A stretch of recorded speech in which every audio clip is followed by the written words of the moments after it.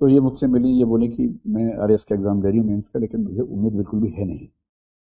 तो मैंने उनसे पूछा कि थोड़ा सा बताइए परिचय अपना, क्या कहानी है, कैसे है। तो इनका नाम है रोहिणी गुर्जर। ठीक है। दुर्भाग्य एक पर एक इनके साथ बहुत सारे हो गए। एक दुर्भाग्य ये कि इनके पति नहीं रहे। तो उसके बाद तो आदमी आमतौर पर टूट ही जाता है। पर इन्होंने हिम्मत की कि मैं अपनी ज़िंदगी बदलने की कोशिश करके देखती हूँ।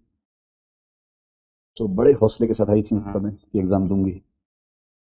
तैयारी थोड़ी कम थी, पर अच्छा ये हुआ कि एग्ज़ाम थोड़ा सा पोस्टपोन हो गया, तो इनको समय थोड़ा सा मिल गया। फिर जो दादी जी इनके पीछे पड़ी हुई थी कि तुम्हें एग्ज़ाम देना है, नौकरी में आना ही आना है, उस बीच में उनका भी देहांत हो गया।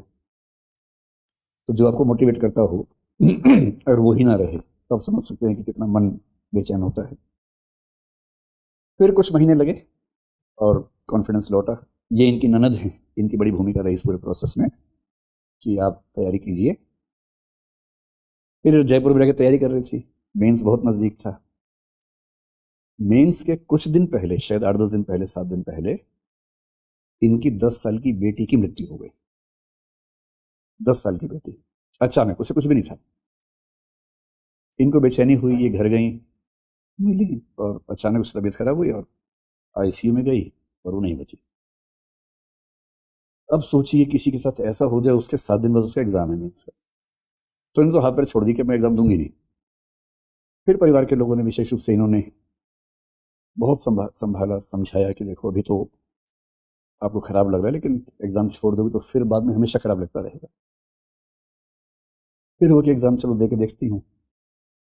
फिर जयपुर आई और एग्जाम के 2 दिन पहले एक्सीडेंट हो गया और एक आंख बंद हो गई। चोट भी आंख पे लगी। 2 दिन बाद मीन्स है। 7 दिन पहले एक हादसा घर में हुआ बेटी के साथ। 2 दिन पहले एक्सीडेंट हुआ। एक आंख काम ही नहीं कर रही है, पट्टी बंधी है। एक आंख खुली थी, उससे पूरा मेंस लिखा। और अच्छी बात यह है कि उसके बाद भी सिलेक्शन हो गया है। और अब ये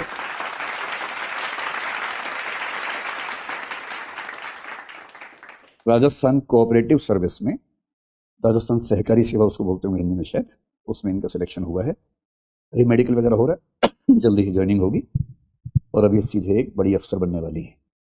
और अच्छी बात यह है कि अभी जो इंटरव्यू वाला प्रोसेस चल रहा है उसमें भी शामिल हुई हैं। इस बार मेंस थोड़ा और बेहतर दिया है। क्या पता कि अगली बार मैं इनका परिचय करवाऊं कि ये आरएस की टॉपर हैं और एसडीएम बन गई हैं, या ऐसा कुछ हो गया, क्या पता। ऐसा हो तो कितना मजा आएगा, है ना।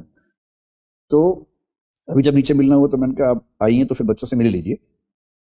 तो जिन जिन को लगता है कि उनकी स्थितियां बहुत खराब हैं, अरे कैसे होगा, तो क्या होता है ना कि जब आपको लगे कि हम खराब स्थिति में हैं, तो ऐसे व्यक्ति को दिमाग में रखिए जो आपसे बहुत खराब स्थिति में था और उसके बाद भी उसने कर दिखाया। और जब जब लगे कि आप बहुत तोप हैं, तो किसी ऐसे तोप को दिमाग में रखिए जो बहुत बड़ा तोप था और कुछ नहीं कर पाया, उससे पैर जमीन पे रहते हैं। और जब लगे कि पैर उखड़ रहे हैं, तब एक ऐसी कहानी याद रखिए कि जो हमसे बुरी स्थिति में था। इससे बुरी स्थिति क्या सोच सकते हैं। इतने सारे हादसे एक पे एक होते गए और उसके बाद भी देखिए।